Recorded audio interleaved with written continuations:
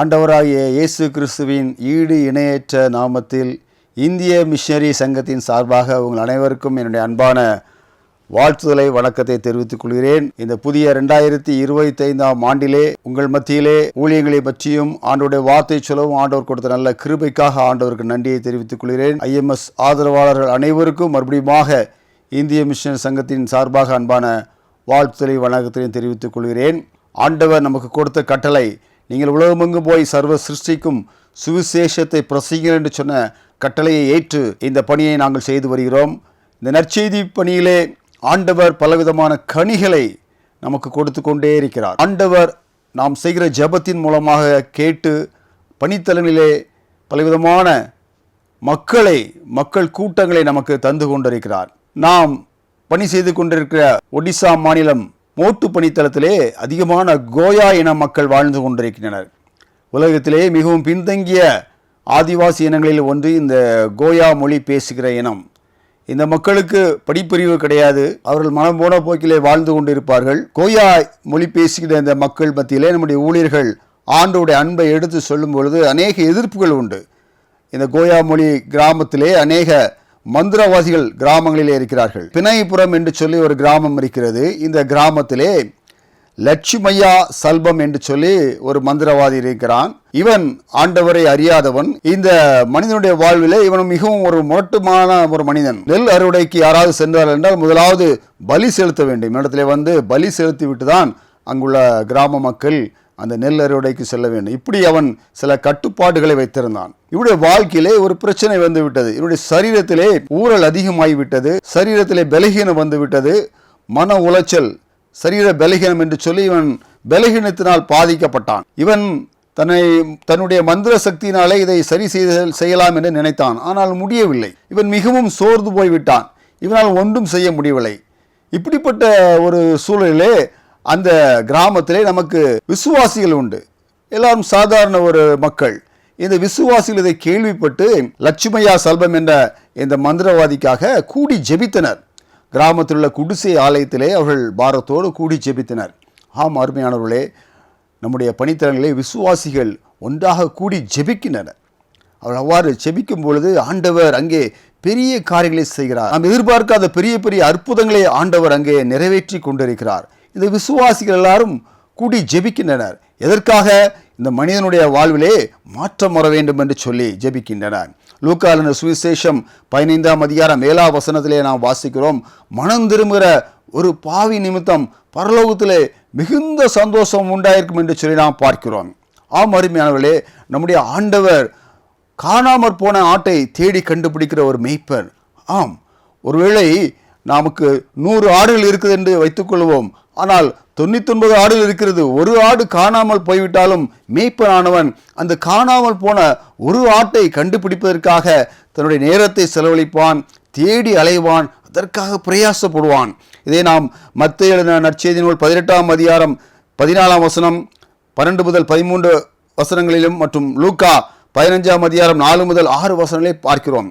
காணாமல் போன ஆடுகள் 99 ஆடுகள் பத்திரமா இருந்தாலும் அதை அங்கே விட்டுவிட்டு வனாந்தரத்தில் விட்டுவிட்டு காணாமல் போன ஒரு ஆட்டை தேடி அந்த மேய்ப்பன் அலைவான். எதற்காக?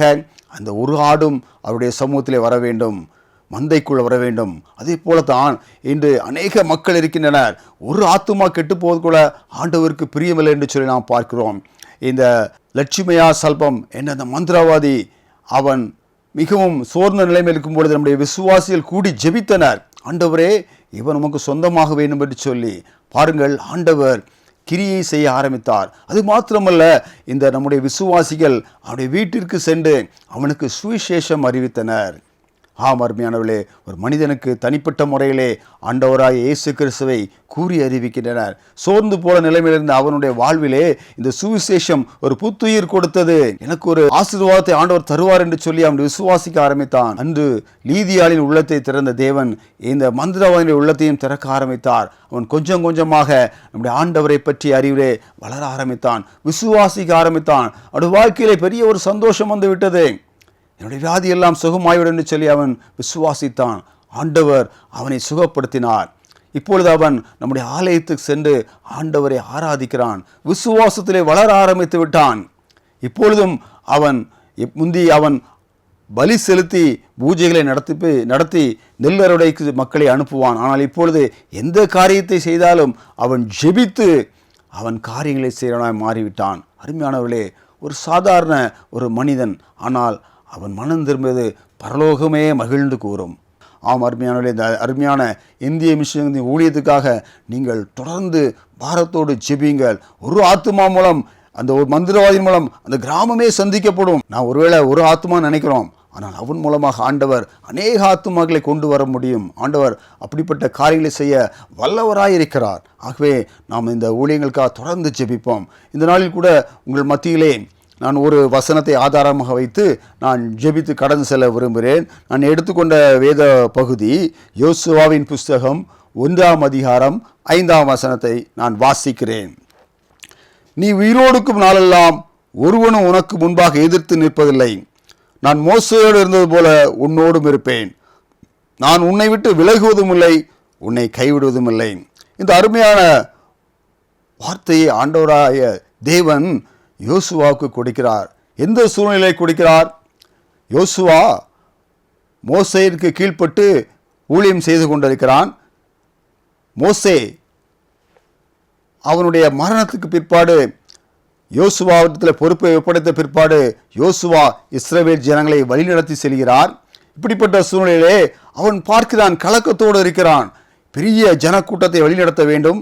ஏனென்றால் அவன் பார்த்து கொண்டிருக்கிறான், மோசே வழிநடத்தும் பொழுது மோசே சந்தித்த பல பிரச்சனைகளை பார்க்கிறான், பலவிதமான துன்பங்களை துரைகளை அவன் பார்க்கிறான்.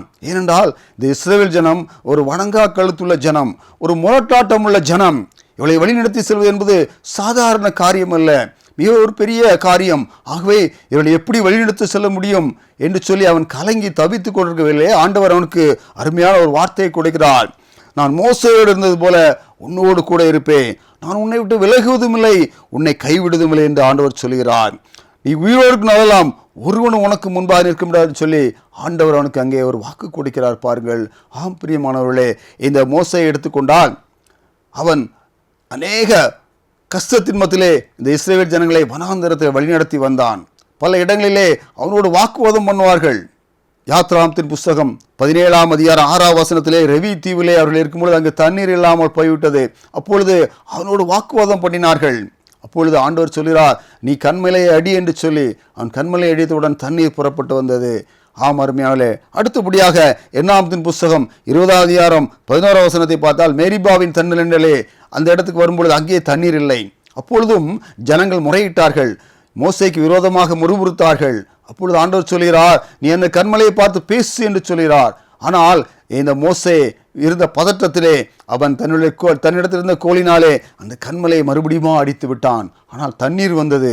ஆனால் மோசையால் அந்த கானானுக்குள் பிரவேசிக்க முடியாமல் போய்விட்டது. ஆம் பிரியமானவர்களே, இப்படிப்பட்ட இந்த ஜனங்களை மோசே வழிநடத்தி வந்தான். இப்போது இந்த பொறுப்பு யோசுவாவிடத்திலே கொடுக்கப்பட்டது.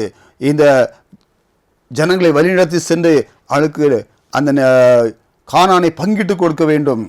ஏனென்றால் மோசே யோர்தானுக்கு இப்புறத்திலே 2.5 கோத்திரத்திற்கு அவன் நிலங்களை பங்கிட்டு கொடுத்தான், சுதந்திரத்தை பங்கிட்டு கொடுத்தான். மீதமுள்ள 9.5 கோத்திரத்திற்கு இந்த யோசுவா பங்கிட்டு கொடுக்க வேண்டும். இப்படிப்பட்ட ஒரு பெரிய பொறுப்பு யோசுவானிடத்திலே ஒப்படைக்கப்பட்டது. ஒருவேளை இந்த புதிய ஆண்டிலே ஆண்டவர் உங்களுக்கு ஒரு பெரிய பொறுப்பை கொடுத்திருக்கலாம். இதை எவ்வாறு செய்வது ஏனென்று சொல்லி நீங்கள் கலங்கி தவித்துக் கொண்டிருக்கலாம். அல்ல என்றால் உங்களுடைய ஊழியத்தின் பாதையிலே இந்த ஆண்டிலே எப்படி நாம் செயல்பட முடியும் என்று சொல்லி நீங்கள் கலங்கி தவிக்கலாம். இன்று யோசுவாவுக்கு வாக்கு கொடுத்த ஆண்டவர் இன்று நமக்கும் வாக்கு கொடுக்கிறார். இந்த வாக்கை நாம் சுதந்திரித்துக் கொள்ள வேண்டும். ஆண்டவர் என்று மோசே இருந்தது போல யோசுவாவோடு இருந்தது போல நம்மோடு இருக்கிறார். ஆம், அதை நாம் புரிந்து கொள்ள வேண்டும். மிகப்பெரிய ஒரு பொறுப்பு. ஒருவேளை இந்த பாரத தேசத்திலே நாம் இந்த சுவிசேஷ பணியை செய்து கொண்டிருக்கிறோம். நமக்கு மிகப்பெரிய பொறுப்பு நம்ம மேல் இருக்கிறது. அத்தனை கோடி ஜனங்களுக்கும் சுவிசேஷத்தை அறிவிக்க வேண்டும். இது நம்மால் முடியாது. ஆனால் ஆண்டவர் நம்மோடு இருக்கும் பொழுது நாம் காரியங்களை நடப்பிக்க முடியும். அதைத்தான் இந்த வசனத்தில் நாம் புரிந்து கொள்ள முடியும். இந்த யோசுவா இப்படி இந்த ஜனங்களை வழிநடத்தி செல்லும்போது ஆண்டவர் அவனுக்கு வேண்டிய பலனாய் இருந்தார். ஆனால் அதை அவன் பெற்றுக்கொள்ள அவனுடைய வாழ்வில் சில குணாதிசயங்கள் காணப்பட்டது. யோசுவாவின் புத்தகம் 6ஆம் அதிகாரம் 27ஆம் வசனத்தை பார்க்கும்போது யோசுவாவின் கீர்த்தி தேசமெங்கும் பரவிற்று. ஆம், ஆண்டவர் அவரோடு வந்து காரியங்களை நடப்பித்தார். அவனுடைய கீர்த்தி அந்த தேசமெங்கும் பரவிச்சு என்று சொல்லி பார்க்கிறோம். அவ்வாறு செய்யும் பொழுது அதற்கு அடிப்படையாக அவருடைய வாழ்விலே சில குணாதிசயங்கள் காணப்பட்டன. அந்த காரியங்களை ஒரு சில காரியங்களை உங்கள் மத்தியில் நான் சொல்ல விரும்புகிறேன். முதலாவது, அவன் தலைமைக்கு கட்டுப்பட்டு வாழ்ந்த ஒரு ஊழியன். அருமையானவர்களே, இன்று மிக முக்கியமான ஒரு காரியம், எந்த பணியை எடுத்துக்கிட்டாலும் எந்த காரியம் எடுத்துக்கிட்டாலும் ஒரு தலைமை என்று சொல்லி வரும்பொழுது அதற்கு நாம் கட்டுப்பட்டு கீழ்ப்பிடிந்து நடக்க வேண்டும் என்று சொல்லி ஆண்டவர் விரும்புகிறார். இந்த யோசுவா அவன் மோசேயின் கீழ்ப்பட்டு அவன் என்ன செய்தான்? அவன் நடந்து வந்தான், ஊழியம் செய்து வந்தான். மோசே என்ன சொல்கிறாரோ அதை உடனடியாக அவன் செய்து வந்தான். அதை எதிர்த்து கேட்டதில்லை, தட்டி கேட்டதில்லை, ஏன் செய்தேன் என்று சொல்லி அவன் கேட்கவில்லை. இவ்வாறு அவன் மோசேக்கு கீழ்ப்படிந்து அவர் சொல்ற ஒவ்வொரு காரியத்தையும் செய்தனாலே ஆண்டவருடைய வாழ்விலே பெரிய காரியங்களை செய்தார். ஆம் அருமையானாலே, இன்றும் நாம் பணி செய்கிற இடங்கள், மற்ற எந்த காரியங்கள், ஊழிய காரியமானாலும் நம்முடைய தலைமைக்கு நாம் கட்டுப்பட்டு நடக்க அழைக்கப்பட்டு இருக்கிறோம். பாருங்கள், ஒரு சின்ன கப்பல் ஒன்று இருந்தது. இந்த கப்பலிலே ஒரு மாலுமி அந்த கப்பலை செலுத்தி கொண்டிருக்கிறார். அந்த கப்பலில் அநேக மக்கள், சின்ன கப்பல், அநேக மக்கள் பிரயாணப்பட்டு கொண்டிருந்தார்கள். அதிலே ஒரு சிறுவன் இருந்தான். அந்த கப்பல் பிரயாணப்பட்டு செல்லும் பொழுது ஒரு இடத்திலே கப்பல் உடைந்து விட்டது. தண்ணீர் அந்த கப்பலுக்குள்ளே வர ஆரம்பித்து விட்டது. உடனடியாக அங்குள்ள மக்கள் எல்லாரும் அவர்கள் பாதுகாப்பான இடத்துக்காக வெளியே செல்ல முயற்சி செய்து கொண்டிருந்தனர். இந்த சிறுவன் மாத்திரம் அதே இடத்திலே அவன் இருந்து கொண்டிருந்தான். அப்பொழுது அங்கே உள்ள மக்கள் அவனை பார்த்து, இவன் சிறு பையனாக இருக்கிறானே, இவனை அழைத்து சென்று விடுவோம் சொல்லி அவனிடத்தில் வந்து அவனை தூக்கி கொண்டு, இங்கே கப்பல் ஆபத்தில் இருக்கிறது, நீ உடனடியாக எங்களோட வந்துவிடு, உன்னை நாங்கள் காப்பாற்றி விடுவோம் என்று சொல்லி அவனை அழைத்தனர். அப்பொழுது அந்த சிறு பையன் சொன்னான், இல்லை, என்னுடைய தந்தை என்னை இங்கேயே இருக்க சொல்லியிருக்கிறார், நான் வேறு எங்கும் செல்ல மாட்டேன், என்னுடைய தந்தை வரும் வரை நான் இங்குதான் இருப்பேன் என்று சொல்லி அவன் சொன்னான். அப்பொழுது மற்ற மக்கள்லாம் சொன்னாங்க, ஐயோ, ஒரு பெரிய ஆபத்து இருக்கிறது, நீ இங்கே இருந்தால் உன்னுடைய உயிர் போய்விடும், நீ எங்களுடன் வந்துவிடு என்று சொன்னார்கள். ஆனால் அவன் போகவில்லை, அங்கேயே இருந்து விட்டான்.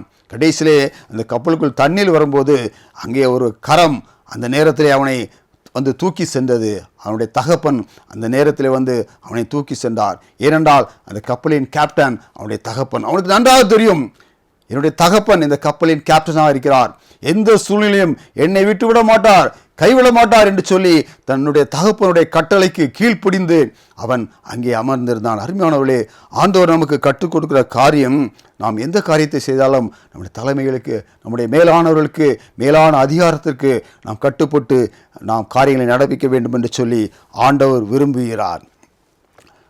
அடுத்ததாக பார்ப்போம்னால், இந்த யோசுவனுடைய வாழ்க்கையில் காணப்பட்ட நல்ல ஒரு குணாதிசயம் என்னவென்றால், யாத்ராகமத்தின் புஸ்தகம் 33ஆம் அதிகாரம் 11ஆம் வசனத்தை நான் வாசிக்கிறேன். யாத்ராகமம் புஸ்தகம் 33ஆம் அதிகாரம் 11ஆம் வசனம். ஒருவன் தன் சேனையோடு பேசுவது போல கர்த்தர் மோசேயோடு முகமுகமாக பேசினார். பின்பு அவன் பாளையத்துக்கு திரும்பினான். நூனின் குமாரனாகிய யோசுவா என்னும் அவனுடைய பணிவிடைக்காரனாகிய வாலிபன் ஆசரிப்பு கூடாரத்தை விட்டு பிரியாதிருந்தான். அருமையானவர்களே, இந்த யோசுவா ஆசரிப்பு கூடாரத்தை விட்டு அவன் பிரியாதவனாக அந்த ஆசரிப்பு கூடாரத்திலே அவன் தங்கி தரிக்கிறவனாக காணப்பட்டான். இந்த ஆசரிப்பு கூடாரத்தை குறித்து நாம் அறிந்து கொள்ள வேண்டும். அதே அதிகாரத்தில் 7ஆம் வசனத்தை பார்த்தோம் என்றால், மோசே கூடாரத்தை பெயர்த்து அதை பாளையத்துக்கு புறம்பே தூரத்திலே போட்டு அதற்கு ஆசரிப்பு கூடாரம் என்று பெயரிட்டான். கர்த்தரை தேடுகிற யாவரும் பாளையத்துக்கு புறமான ஆசரிப்பு கூடாரத்துக்கு போவார்கள். அருமையானவர்களே, இந்த ஆசரிப்பு கூடாரம் என்பது இங்கே கர்த்தர் வாசம் பண்ணுகிறார், அவருடைய வாசஸ்தலம் இருக்கிறது. அது மாத்திரமல்ல, தேவன் இஸ்ரவேல் ஜனங்களை சந்திக்கிற ஒரு இடமாக காணப்பட்டது. மட்டுமல்ல, இஸ்ரவேலர் தேவனை தேடுவதற்காக இந்த ஆசரிப்பு கூடாரத்துக்கு வருகின்றனர். ஆகவே தேவனுடைய மகிமை அங்கே காணப்பட்டது, அவருடைய பிரசன்னம் அங்கே காணப்பட்டது. இந்த யோசுவா ஆண்டவருடைய பிரசன்னத்தை, ஆண்டவருடைய சமூகத்தை விட்டு விலகாது எப்பொழுதும் அவன் அவரோடு இருந்தான். இன்று ஆண்டவர் நமக்கு கற்றுக் கொடுக்கிற காரியம், எந்த ஒரு சூழ்நிலையிலும் நாம் அவருடைய பிரசன்னத்தையோ அவருடைய சமூகத்தை விட்டு விலகிவிடக்கூடாது என்று சொல்லி ஆண்டவர் நமக்கு கற்றுக் கொடுக்கிறார். இந்த யோசுவா அந்த ஆசரிப்பு கூடாரத்தை விட்டு அவன் பிரியாதவனாக காணப்பட்டான். தேவனை விட்டு பிரியாத ஒரு சூழ்நிலை அவன் காணப்பட்டான். எந்த சூழ்நிலையிலும் அவருடைய சமூகத்திலே சென்று காத்திருந்தான். இது அவனுடைய வாழ்விலே ஒரு பெரிய வெற்றியை கொடுத்தது. சங்கீதம் 1ஆம் சங்கீதத்தை வாசிக்கிறோம். ஆண்டவருடைய சமூகத்தை விட்டு விலகாமல் இரவும் பகலும் அவருடைய வேதத்தில் தியானமாக இருக்கிற மனுஷன் பாக்கியவான். ஆம் அருமையானவர்களே, அவருடைய வேதத்திலே அவருடைய சமூகத்திலே நாம் எப்பொழுதும் தரித்திருக்கும் பொழுது நமக்கு ஒரு பெரிய பாக்கியம் கிடைக்கும். நம்முடைய வாழ்விலே ஒரு பெரிய வெற்றி கிடைக்கும். அதை நாம் பெற்றுக்கொள்ள வேண்டும். இந்த யோசுவா இந்த ஆசரிப்பு கூடாரத்தை நேசித்ததினாலே, தேவ சமூகத்தை நேசித்ததினாலே அங்கேயே ஒரு தரித்திருந்தான். அவனுடைய வாழ்க்கையிலே ஒரு பெரிய வெற்றி கிடைத்தது. அவன் அந்த பெரிய இஸ்ரவேல் ஜனங்களை வழிநடத்தி சென்று அவளுக்கு அந்த சுதந்திரங்களை பங்கிட்டு கொடுத்தான். அது மாத்திரமல்ல, மூன்றாவதாக பார்க்கிறோம், யோசுவாவுடைய வாழ்க்கையை பார்த்து எடுத்துக்கொண்டால் அவன் அதிகாலமே எழுந்திருக்கிற ஒரு பெரிய பழக்கம் அவனுடைய வாழ்விலே காணப்பட்டது. யோசுவாவின் புஸ்தகம் 8ஆம் அதிகாரம் 10ஆம் வசனத்திலே பார்க்கிறோம். யோசுவா 6:12 பார்க்கிறோம். யோசுவா 3:1 பார்க்கிறோம். அவன் அதிகாலமே எழுந்திருந்து காரியங்களை நடப்பிக்கிறான். இன்று நம்முடைய வாழ்விலே, நம்முடைய ஊழியத்தின் பாதையிலே, நம்முடைய எல்லா வேலைகளிலுமே நாம் ஜெயம் பெற வேண்டும் என்றால், நம்முடைய வாழ்விலே ஆசீர்வாதத்தை பெற வேண்டும் என்றால், வெற்றியை பெற வேண்டும் என்று சொன்னால், நாம் அதிகாலமே எழுந்திருக்கக்கூடிய ஒரு பழக்கம் காணப்பட வேண்டும். அதிகாலமே எழுந்திருந்து தேவ சமூகத்திலே காத்திருக்க வேண்டிய ஒரு பழக்கம் நமக்கு கண்டிப்பாக இருக்க வேண்டும். ஒருவேளை நம்முடைய இந்த புதிய ஆண்டிலே நம்மிடத்தில் அப்படிப்பட்ட வாழ்விலே குறைபாடுகள் இருந்தால் அதை நாம் சரி செய்து கொள்ள வேண்டும். நாம் அதிகாலமே எழுந்திருக்க வேண்டும். ஒருமுறை ஆபிரகாம் லிங்கனை குறித்து நீங்கள் கேள்விப்பட்டிருப்பீர்கள். அமெரிக்காவின் மிகப்பெரிய ஒரு ஜனாதிபதியாக வாழ்ந்தார். வெற்றியுள்ள ஒரு ஜனாதிபதியாக இருந்தார். அவருடைய வாழ்க்கையிலே பார்த்தீர்கள் என்றால் அவர் அதிகாலமே தேவ சமூகத்தில் எப்போதும் காணப்படுவார். ஒருமுறை அவர் தன்னுடைய நண்பர் ஒருவருக்கு அவரிடத்திலே அப்பாயின்மெண்ட் கேட்டாராம். அப்பொழுது காலையிலே நீங்கள் வாருங்கள் என்று சொல்லி அவருக்கு அப்பாயின்மெண்ட் கொடுத்தாராம், 5 மணிக்கு என்று சொல்லி. அப்பொழுது இந்த பணக்கார அவருடைய நண்பர் ஒருவர் அவரை ஆபிரகாம் லிங்கனை சந்தித்து பேசுவதற்காக காலையில் வந்தாராம். அப்பொழுது அவர் வெயிட்டிங் ரூமில் இருந்து கொண்டிருக்கிறார். உள்ளே இந்த ஜனாதிபதியுடைய ரூமுக்குள்ளே சத்தம் கேட்டு கொண்டிருந்ததான். அப்பொழுது அந்த பணக்கார மனிதர் நினைத்தாராம், எனக்கு தான் முதலாவது அப்பாயின்மெண்ட் கொடுத்திருக்கிறார் இன்றைய தினத்திலே, ஆனால் உள்ளே வேறு ஒருவரும் பேசி கொண்டிருக்கிறாரே என்று சொல்லி அவர் குழப்பமாக காணப்பட்டாராம். ஒருவேளை என்னை விட மிகவும் முக்கியமான ஒருவருக்கு அப்பாயின்மெண்ட் கொடுத்திருப்பாரோ என்று சொல்லி அவர் நினைத்தாராம். நேரம் கடந்தது. ஆபிரகாம் லிங்கன் அவரை அழைத்தாராம். அப்பொழுது அவர் உள்ளே சென்று அவருடைய ரூமுக்குள்ளே சென்றவுடன் சுற்றிலும் பார்த்தாராம், யாராவது இருக்கிறார்களா என்று. யாருமே வெளியே வரவில்லை. ஆனால் பேச்சு சத்தம் மட்டும் கேட்டு கொடுந்தது என்று சொல்லி அவர் குழப்பமடைந்தாராம். அவரிடத்திலே கேட்டாராம், ஐயா, ஒருவேளை நீங்கள் எனக்கு முன்பாக நீங்கள் வேறு யாருக்கும் அப்பாயின்மெண்ட் கொடுத்திருந்தீரா என்று சொல்லி கேட்டாராம். அப்பொழுது ஆபிரகாம் சொன்னாராம், நான் என் ஆண்டவரோடு பேசி கொண்டிருந்தேன் என்று சொன்னாராம். ஆம், ஒவ்வொரு நாளையும் நான் துவங்குவதற்கு முன்பாக, உலகத்துக்குள் கடந்து செல்வதற்கு முன்பாக என் ஆண்டவருடைய சமூகத்தில் காத்திருந்து அவரோடு நான் பேசுகிற ஒரு பழக்கம் இடத்தில் காணப்பட்டது. அதிகாலமே எழுந்திருப்பேன் என்று சொல்லி சொன்னாராம். அருமையானவர்களே, இன்று ஆண்டவர் நமக்கு கற்றுக் கொடுக்கிற ஒரு காரியம், நாம் அதிகாலமே எழுந்திருக்க வேண்டும் என்று சொல்லி விரும்புகிறார். இந்த யோசுவா அதிகாலமே எழுந்து அவன் காரியங்களை நடப்பித்தான். எந்த காரியத்தை செய்தாலும் அவன் என்ன செய்தான்? காலமே எழுந்து அவன் தேவ சமூகத்தில் இருந்து காரியங்களை செய்தான். அவனுடைய வாழ்விலே வெற்றி கிடைத்தது. ஆம், இந்த ஆண்டவர் நமக்கு கற்றுக் கொடுக்கிற காரியம், நாம் அதிகாலமே எழுந்திருக்க வேண்டும் என்று சொல்லி ஆண்டவர் நமக்கு கற்றுக் கொடுக்கிறார். அடுத்த தலைப்பு, தேவ ஆவியை பெற்றவனாக காணப்பட்டான். என்னாகமம் 27:18. கர்த்தர் மோசேயை நோக்கி, ஆவியை பெற்றிருக்கிற புருஷனாகிய யோசுவா என்னும் நூனின் குமாரனை தெரிந்து கொண்டு அவன் மேல் உன் கையை வைத்து என்று சொல்லி பார்க்கிறோம். ஆம், பரிசுத்த ஆவியை, தேவ ஆவியை இவன் வாழ்விலே பெற்றவனாக காணப்பட்டான். இன்று நம்முடைய வாழ்விலே நாம் தேவ ஆவியை பெற்றிருக்க வேண்டும். நம்மை வழிநடத்தி செல்வதற்காக, ஒரு ஜெயமுள்ள வாழ்க்கையை வாழ்வதற்காக, ஒரு வெற்றியுள்ள வாழ்க்கை வாழ்வதற்காக, நாம் ஜனங்களை சுதந்திரித்துக் கொள்வதற்கு நம்முடைய வாழ்விலே தேவ ஆவியானவர் கண்டிப்பாக இருக்க வேண்டும். ஒருவேளை இப்படிப்பட்ட ஆவியை நாம் பெற்றிராமல் இருந்தால், ஆண்டவருடைய சமூகத்திலே காத்திருக்கும் பொழுது ஆண்டவர் நமக்கு தேவ ஆவியை தருவார். அது மாத்திரமல்ல, உபாகமத்தின் புஸ்தகம் 34ஆம் அதிகாரம் 9ஆம் வசனத்தை நாம் வாசிப்போம். உபாகமம் 34:9. மோசே நூனின் குமாரனாய யோசுவாவின் மேல் தன் கைகளை வைத்தபடினாலே அவன் ஞானத்தின் ஆவினால் நிறையப்பட்டான். பாருங்கள், இந்த யோசுவா ஞானத்தின் ஆவினால் நிறையப்பட்டவனாக காணப்பட்டான். ஆம், அவனுடைய வாழ்விலே இந்த காரியங்கள் இருந்ததினாலே, தேவ ஆவியை பெற்றவனாக காணப்பட்டதினாலே அவன் தைரியமாக அவனால் பணிகளை, ஊழியங்களை செய்ய முடிந்தது. இன்று நம்முடைய வாழ்விலும் ஆண்டவர் நமக்கு தர ஆவலாக இருக்கிறார். ஒருவேளை நாம் இதில் குறைவுள்ளவர்களாக இருந்தால் ஆண்டவருடைய சமூகத்திலே வந்து, ஆண்டவரே என்னையும் இப்படிப்பட்ட தேவ ஆவினால் நிரப்பும் என்று சொல்லி நாம் கேட்கும் பொழுது ஆண்டவர் நமக்கு ஆசீர்வாதங்களை தருவார். ஒருவேளை ஆண்டவருடைய சமூகத்திலே நம்மை தாழ்த்துவோம். ஆண்டவரே, நானும் ஆண்டவரே என்னுடைய வாழ்விலும் ஆண்டவரே நான் ஒரு உயர்ந்த நிலைமைக்கு வர வேண்டும். ஆம், என்னுடைய வாழ்வில் நான் சுதந்திரித்துக் கொள்ள வேண்டும். அநேக பகுதிகளை நாம் சுதந்திரிக்க முடியாமல் தடுமாறி கொண்டிருக்கிறோம். வாழ்விலே அநேக காரியங்கள் உண்டு, இதையெல்லாம் நாம் சுதந்திரிக்க முடியவில்லை. காரணம் நம்மிடத்திலே காணப்படுகிற குறைகள். ஒருவேளை நம்முடைய வாழ்விலே ஆண்டவருடைய சமூகத்திலே, ஆண்டவரே இப்படிப்பட்ட குணாதிசயங்கள் ஆண்டவரே என்னிடத்திலே காணப்படாமல் இருந்தால் இந்த நாளிலே ஆண்டவரே என்னை ஆண்டவரே தகுதிப்படுத்தும் என்று சொல்லி கேட்போம். அவ்வாறு நாம் செய்யும் பொழுது ஆண்டவர் நம்மை ஆசீர்வதிப்பார். கடைசியாக அவன் நியாயப்பிரமாண புஸ்தகத்தை அவன் கை கொண்டிருந்தான். யோசுவாவின் புஸ்தகம் 1:8 ஆண்டவர் சொல்கிறார், நீ நியாயப்பிரமாண புஸ்தகம் உன் வாயை விட்டு பிரியாதிருப்பான்னு சொல்கிறார். ஆண்டவர் நமக்கு இந்த நம்ம நாளிலே நம்முடைய கரங்களிலே வேத புத்தகத்தை கொடுத்திருக்கிறார், நியாயப்பிரமாண புஸ்தகத்தை கொடுத்திருக்கிறார். வேத புத்தகத்தை நாம் தினம்தோறும் நாம் வாசித்து தியானிக்க வேண்டும். ஒருவேளை நாம் ஏதோ கடமைக்காக வாசித்தோம் என்றால் ஒன்றுமில்லை. நாம் அந்த வேதத்தை நாம் ஆழமாக தியானிக்கும் பொழுது ஆண்டவர் நம்முடைய வாழ்விலே கிரியை செய்வார். ஒரு ஊழியர் சொல்கிறார், வேதத்தை படிப்பது என்பது வேறு, திருமுறை பற்றி படிப்பது என்பது வேறு. ஒருவேளை நாம் சாதாரணமாக வேதத்தை வாசித்தால் அதிலே நாம் பெரிய காரியங்கள் கற்றுக்கொள்ள முடியாது. அதை ஆழமாக ஆண்டவருடைய சமூகத்தில் அமர்ந்து தியானிக்கும் பொழுது பல பெரிய காரியங்களை நாம் கற்றுக்கொள்ள முடியும். ஆண்டவர் அதை நம்மளுக்கு எதிர்பார்க்கிறான். இந்த யோசுவா எப்படிப்பட்ட காரியங்களை செய்தனாலே அவன் நானும் என் வீட்டாரும் என்றால் கர்த்தரையே சேவிப்போம் என்று சொல்லி அவனால் தைரியமாக சாட்சி சொல்ல முடிந்தது. தான் மாத்திரமல்ல, தன்னுடைய குடும்பமும் ஆண்டவருக்குள்ளாக அவனை வழிநடத்தினான். இன்று நாம் மூலமாக நம்முடைய குடும்பமும் கிறிஸ்துவுக்குள் வழிநடத்தப்பட வேண்டும். நம்முடைய ஊழியத்தின் எல்லை விரிவாக வேண்டும். நம்முடைய பலிகளிலே ஆசீர்வாதம் பெருக வேண்டும். நம்முடைய வாழ்விலே நாம் ஆண்டவருடைய சமூகத்திலே நம்மை முற்றிலுமாக அர்ப்பணிக்கும் பொழுது இந்த யோசுவா இப்படிப்பட்ட காரியங்களை அவருடைய வாழ்விலே கொண்டிருந்தான். தலைமைக்கு கட்டுப்பட்டு நடந்தான், கீழ்ப்பிடிந்து நடந்தான், ஆசிரியப்பு கூடாரத்தை விட்டு பிரியாதிருந்தான். அது மாத்திரமல்ல, அதிகாலமே எழுந்திருந்தான். அதிகாலமே எழுந்திருக்கும் பொழுது அதற்குரிய ஒரு ஆசீர்வாதம் உண்டு. ஆண்டவர் நம்மை ஆசீர்வதிப்பார். தேவாவியை பெற்றுக்கொள்ள வேண்டும். அது மாத்திரமல்ல, நியாயப்பிரமாண புஸ்தகத்தை நாம் கைக்கொள்ள வேண்டும். இவ்வாறு நாம் செய்யும் பொழுது நம் மூலமாக ஆண்டவருடைய நாம மகிமைப்படும். யோசுவாவின் கீர்த்தி தேசமெங்கும் பரவிட்டு என்று சொல்லி பார்க்கிறது போல ஆண்டவர் நம்மை கொண்டு நம் தேசத்திலே பெரிய காரியங்களை செய்ய முடியும். ஆண்டவருடைய நாம மகிமைப்படும். அப்படிப்பட்ட பெரிதான கிருபைகளை ஆண்டவர் நம்ம ஒவ்வொருவருக்கும் தந்து வழி நடத்துவாராக.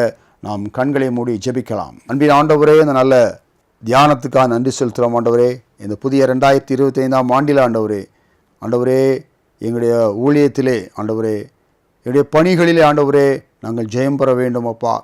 அந்த யோசுவாவினுடைய கீர்த்தி தேசமெங்கும் பரம்பிச்சு என்று சொல்லி பார்க்கிறோம் அப்பா. அந்த யோசுவாக்குள் காணப்பட்ட ஆண்டவரே குணாதிசயங்களை பார்க்கிறோம் அப்பா. அவன் கீழ்ப்படிந்து நடந்தான் ஆண்டவரே. மோசே என்ன கட்டளையிடுகிறாரோ அதை கீழ்ப்படிந்து நடந்தது போல என்னுடைய வாழ் நான் கீழ்ப்படிந்து நடக்க உதவி தாரும் அப்பா. அது மாத்திரமல்ல ஆண்டவரே, அவன் அதிகாலமே எழுந்திருந்து ஜெபிக்கிற ஒரு பழக்கம் இருந்தது அப்பா. என்னுடைய வாழ்விலே ஆண்டவரே அதிகாலமே எழுந்திருக்கக்கூடிய பழக்கத்தாரும், அதுபோல ஆசிரிப்பு கூடாரத்தை விட்டு பிரியாத ஒரு வாழ்க்கை ஆண்டவரே, உடைய சமூகத்தை விட்டு எந்த சூழ்நிலை பிரியாதபடி எங்களை காத்துக்கொள்ள வேண்டும் ஆறு ஜெபிக்கிறோம் ஆண்டவரே. இன்னும் ஆண்டவரே, நாங்கள் ஆண்டவரே நியாயப்பிரமாண புஸ்தகத்தை கைக்கொள்ள வேண்டும் அப்பா. இதை அனுதினம் வாசிக்க வேண்டும், தியானிக்க வேண்டும் ஆண்டவரே. அப்படிப்பட்ட மேலான வாக்கியத்தை தர வேண்டுமாறு ஜெபிக்கிறோம் ஆண்டவரே. இந்த புதிய வருடத்திலே எங்களுக்கு கொடுக்கப்பட்ட பொறுப்புகளை ஆண்டவரே, யோசுவாவுக்கு அன்று கொடுக்கப்பட்ட பொறுப்புகளை ஆண்டவரே அவன் செய்து முடித்தானப்பா. தனிமையில் இருக்கும்பொழுது ஆண்டவருக்கு நீர் வாக்கு கொடுத்தீர் ஆண்டவரே. அதே போல் ஆண்டவரே, நாங்களும் இந்த புதிய வருடத்திலே எங்களுக்கு கொடுக்கப்பட்ட பொறுப்புகளை செய்ய எங்களுக்கு புதிய பலன் தர வேண்டுமாறு ஜெபிக்கிறோம். எம்எஸ் ஆண்டவரே ஆதரவாளர் எல்லாருக்காக ஜெபிக்கிறோம். எல்லார் குடும்பங்களையும் ஆசீர்வதியும். அதனுடைய இப்படி சமூகத்தில் எங்கள் தாழ்த்துகிறோம், அர்ப்பணிக்கிறோம், பொறுப்படுத்திக் கொள்ளும். மீட்புற ரட்சகருமாய இயேசு கிறிஸ்துவின் மூலமாய் ஜெபிக்கிறோம் ஜீவனுள்ள நல்ல பிதாவே. ஆமேன், ஆமேன்.